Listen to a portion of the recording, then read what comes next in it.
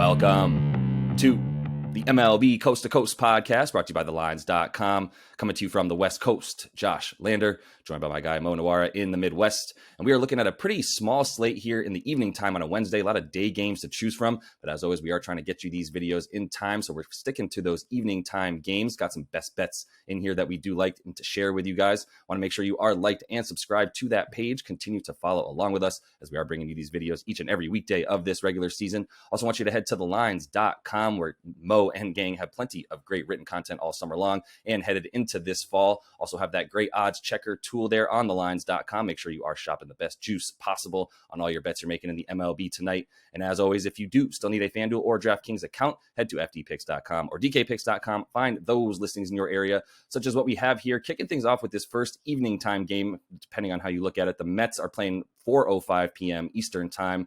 They've got Chris Bassett on the mound following up that Jacob deGrom game where they did lose to the Nats. deGrom looked all right there, but we will be looking at this one with Anibal Sanchez on the mound for the Nats in Washington still, minus 275 for those Metropolitans, big favorites. The Reds and Mike Minor are in Miami taking on Sandy Alcantara, minus 205 for the Fish at home. The Brewers and Freddie Peralta are taking on Tyler Beede in Pittsburgh. The Pirates are plus 185 on the money line. Brewers minus 215 there on the road.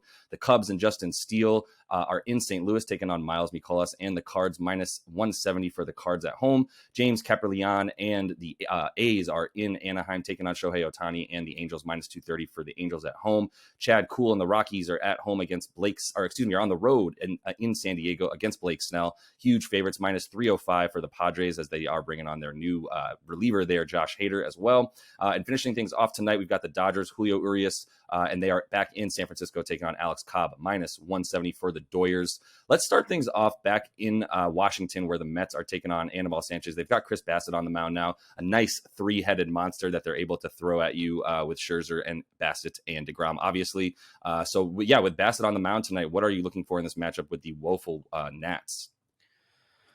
Well, I guess I'm looking at the Mets. I feel weird like clicking on a favorite this big for sure, but I did have the Mets as bigger favorites than what I got, which was like minus 140 or minus 240. And I mean, I'm just looking at this lineup, man. There's names in this lineup that I've never even seen before. Something Meneses, Josh Palacios. I mean, the new no Soto, no Bell situation it's been left pretty rough over there. And also a big thing here, Anibal Sanchez, we've talked a little bit about his velocity. It wasn't good again last start. 89.9 he was throwing. You're throwing 89. You're throwing sub 90 from the right side. It's like really concerning to me. I still think those early games where he was throwing 91 or whatever was probably the outlier just based on his age. I mean, I'm guessing this is what he is now. And he was trying to pitch backwards a little bit in the last couple of games. He's thrown like 30% changeups, but that's not what you want to do against the Mets. They smack changeups. They're the number one offense in MLB against changeups. So, yeah, I think if you can get a minus 250 or a little better than that, it's good. We cheated a little bit on the schedule here, but I do think the Mets should be really, really big favorites. And I know that big favorites haven't done well this year, especially, we saw the Mets go down, like you said yesterday, but I do think they should roll here probably.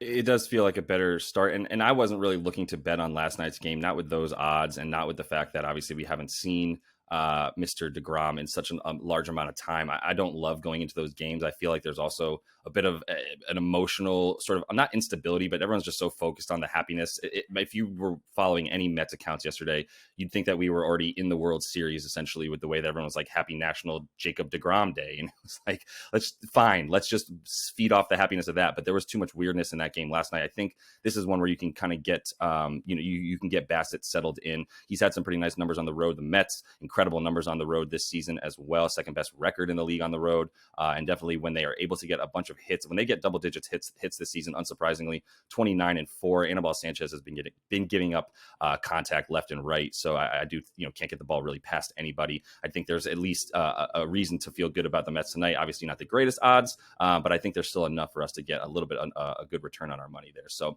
let's move things to a game where I know we're really just betting on Chad Kuhl at home, or Chad Kuhl at this point. If you ask me, in San Diego, I know he's much better at home. Taking on Blake Snell, though, I mean, a pretty decent pitching matchup here, and obviously some really good odds at plus 255 right now on DraftKings for the Rockies on the road. So where do you start in this one? Yeah, for this one, I was able to get a huge number, plus 275. It's already coming down. Mostly minus or plus 260s out there now. I still think that's plenty good for a play, though. It's just tough to get this big of a favorite, basically, when you don't have a top of the rotation pitcher on the mound. I mean, man, Blake Snell, he's just not that good anymore. 2 straight seasons, like he's basically around a 4 Sierra. He cleaned up some of his contact quality issues. Last year, he was allowing tons of barrels. He's cut that to a reasonable amount this year. But the walks are still just a major, major problem. Up to 5 walks per 9 innings. That's just usually like pitchers like that have to be coming out of the pen for the most part.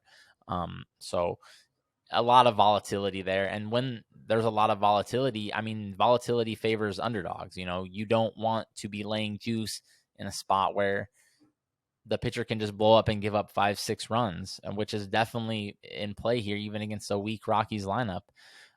It's just hard to see how the Padres can be this big of a favorite with Blake Snell on the mound, short of playing like, a minor league team. And the Rockies are bad, but they're just like regular old bad team. They're not, 45 win Orioles and Tigers teams bad. Like, yeah, I know that the Padres have a great lineup now, and they should be plugging Josh Bell and Juan Soto in, and it doesn't mean a team is unbeatable because they're huge favorites. Obviously, we just saw that with the Mets going down as huge favorites. And I also did notice one other thing in the pitch type numbers. The Padres have been really, really bad against sinkers. They're second worst in baseball, and Kuhl throws his sinker more than 40%. It is his most used pitch, so I'm hoping he can just at least keep them in the game. And if he can, then this is a plenty good value. All he needs to do is keep this reasonable. Yeah, it's another game where there's a ton of excitement right now in San Diego, all those new players and that giant payroll that they have, obviously. So potential for another letdown in a situation where I do think you like Chad Kuhl a bit more than you do Blake Snell at this point, to your point. So I think that there's plenty of reason there as well on this tiny little slate. So some pretty fun and interesting matchups tonight, even if there aren't a ton of games to choose from in this nighttime slate. So we will have plenty more tomorrow, and we will be back then for you, as that is all the time we have for you guys today. So make sure you are liked and subscribed to that page. Continue to follow along with us. We are bringing you these videos each and every weekday of this regular season. So until we see you next, happy betting.